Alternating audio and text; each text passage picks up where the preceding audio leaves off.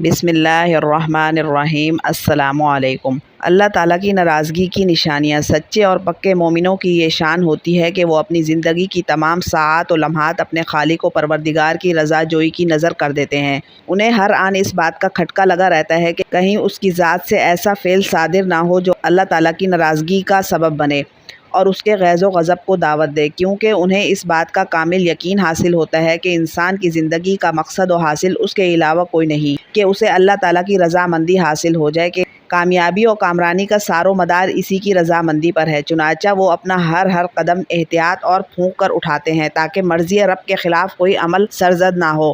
اور عبادت و ریاضت اور اطاعت و فرما برداری میں نہایت جان فشانی کا مظاہرہ کرتے ہیں تاکہ اس کی خوشنودی میسر ہو جائے۔ ان صفات کے حامل مسلمان کامیاب ضرور ہیں لیکن نایاب نہیں۔ ہمیں بھی چاہیے کہ ہم ایسے لوگوں کی زندگی کو مشغل راہ بنائیں اور اس کی روشنی میں اپنی زندگی گزاریں، لیکن سوال یہ ہے کہ ہمارے اندر یہ اعلیٰ صفات کس طرح پیدا ہوں گی اور ہمیں اللہ تعالیٰ کی رضامندی کیسے حاصل ہوگی۔ ہمیں اتنی بات تو معلوم ہے کہ اللہ تعالیٰ کی رضامندی دنیا و آخرت کی سعادت مندی کی ضامن ہے اور اس کی ناراضگی دونوں جہانوں کے خسارے کا سبب ہے، لیکن ہمیں اس بات کا ادراک نہیں کہ ہمارا خالق ہم سے راضی ہے یا نہیں۔ چنانچہ اسی کے پیش نظر ہم اس تحریر میں بات کریں گے اللہ تعالیٰ کی ناراضگی کی نشانیاں کیا ہیں، کیونکہ جب ہم اللہ تعالیٰ کی ناراضگی کی نشانیوں سے واقف ہو جائیں گے تو جب ہماری زندگی میں وہ نشانیاں ظہور پذیر ہوں گی تو ہم فوراً سنبھل جائیں گے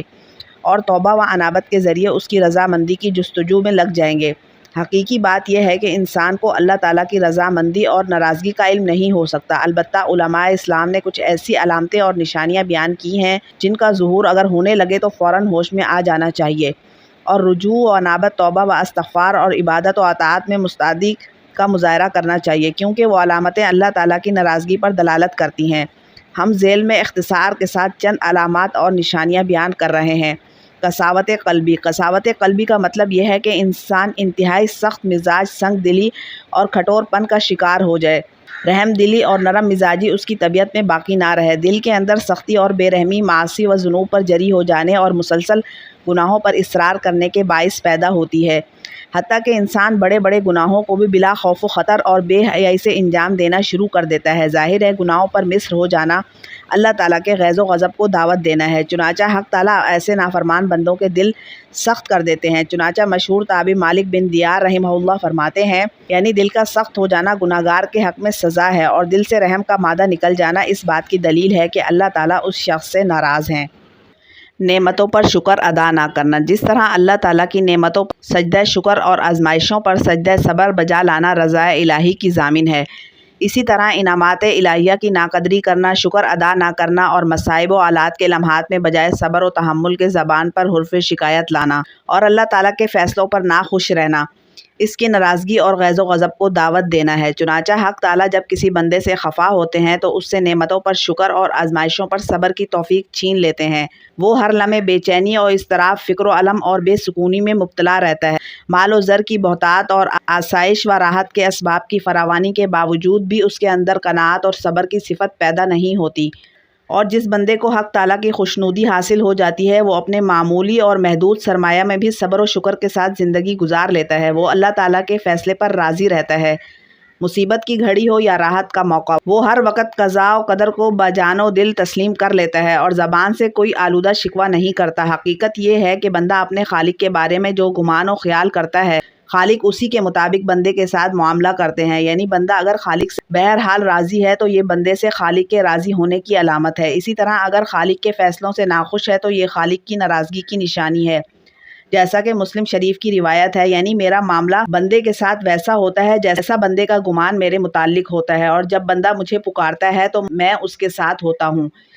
گناہ کی کثرت کے باوجود نعمتوں کی فراوانی جو انسان معصیت اور نافرمانی میں ہر دم ڈوبا رہتا ہے، احکام الہیہ کی ادائیگی میں غفلت و بے اعتنائی کا مظاہرہ کرتا ہے، اس کے باوجود اس کے پاس آسائشوں اور راحتوں کی فراوانی اور دولت و ثروت کی ریل پیل ہے، تو سمجھ جانا چاہیے کہ اس پر اللہ تعالیٰ ناراض ہیں، اور یہ سامان عیش و نشاط در حقیقت اس کی وجہ ہے تاکہ وہ دنیا میں عیش کوشی کی غفلت میں سوتا رہے اور آخرت میں اس کے لیے کوئی حصہ نہ رہے،